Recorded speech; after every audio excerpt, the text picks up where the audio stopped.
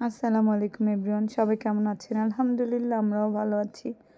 তো এই যে আমরা নানি বাড়িতে গিয়েছিলাম, এখন আমরা নানি বাড়ি থেকে আবার ঢাকায় ব্যাক করছি, কারণ আমার নানি আর মামি সবাই মিলে ওরা হচ্ছে সৌদি আরবে যাবে।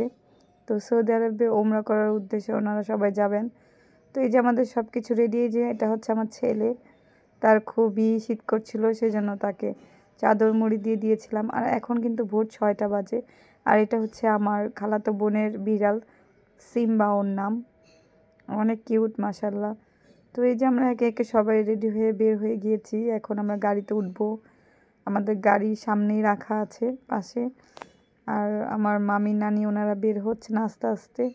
ওনাদের ফ্লাইট হচ্ছে সকাল 9টায়। তো সকাল 7টার মধ্যে আমাদেরকে এয়ারপোর্টে থাকতে হবে।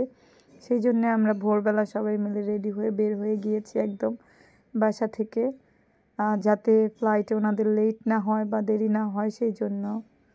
তো ওনারা গোছগাছ করে আস্তে আস্তে বের হচ্ছেন। আর এদিকে আমরা যে গাড়িতে উঠে বসে পড়বো এখনই, কারণ বাইরে অনেক ঠান্ডা, প্রচুর ঠান্ডা বাইরে।